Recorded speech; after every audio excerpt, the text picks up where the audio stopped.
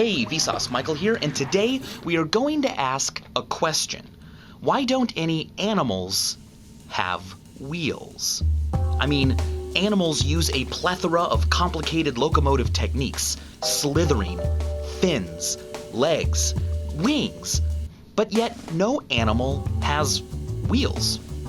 What's really paradoxical about this question is that us humans seem pretty technologically advanced. We've mastered the wheel, but we have yet to design something that fully takes advantage of the limb, which is why this contraption seems so eerie. It may be the closest we have come to mimicking what nature is already quite natural with. Of course, nature, the source of these miraculous limbs that we have yet to adequately reproduce, doesn't use wheels. The wheel gives a mechanical advantage to the user, allowing them to move heavy things more easily. But if the wheel is so simple and seems like such a no-brainer, why don't any animals have them? Well, to be sure, let's take a look at the wheel spider. When escaping from a predator, this spider will turn its body into what is essentially a tire rolling downhill. And who can forget tumbleweeds? These things roll around in the wind, spreading seeds everywhere. An even crappier example is the dung beetle, who takes pieces of poop and turns them into rollable balls that can be easily moved. But those are examples of rolling, not wheels as we are looking for them today. Wheels on axles, something that's a part of a whole, but yet exists independently of it and can spin indefinitely in one direction without having to wind itself back again.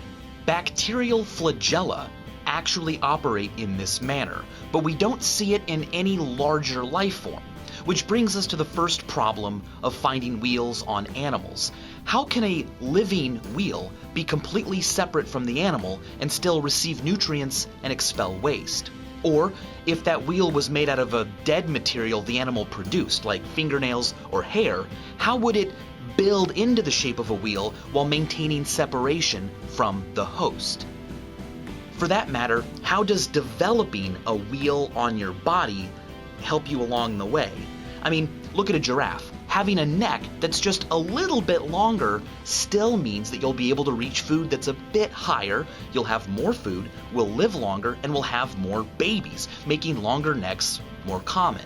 But if your mutation is a wheel that's only a little bit round, it doesn't provide the same benefit. It doesn't equal you making more babies. And, as much as I hate to admit it, the wheel may be a bit overrated. Think of it this way. In order for a wheel to be useful for movement, it sort of requires a prior invention: roads. Without a smooth surface to roll on, like a road or rails, the wheel falls short, and wings and fins and limbs do a better job for the terrain found on Earth. Even when humans knew about the wheel, they had little use for it across rough terrain or muddy, debris-ridden streets, which is why wealthy people in the past simply got carried around in litter. No, not rubbish, a litter.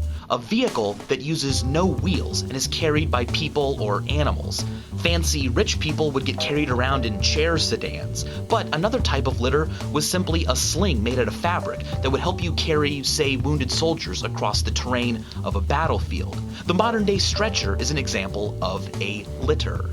Okay, so in order for the wheels on your body to be useful, you have to build roads. So what gives animals? Why didn't you ever build roads? I mean, you guys are capable of some pretty awesome things. Complicated burrows, nests, dams. Why didn't you ever build roads?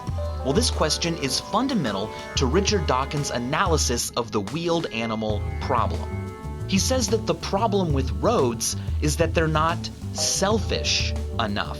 A nest, a burrow, a dam, these are things that you can defend, that you can build and then only use for your own benefit. Because hey, you were smart enough and industrious enough to build it.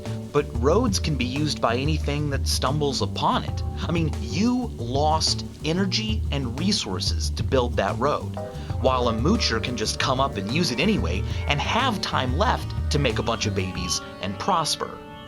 So the road is a really cool example of how humans got benefits from breaking the mold and doing things not just for themselves, but for everyone. In fact, of all the animals, only humans have ever invented taxes, money that we force others to pay to build services that they might not even use.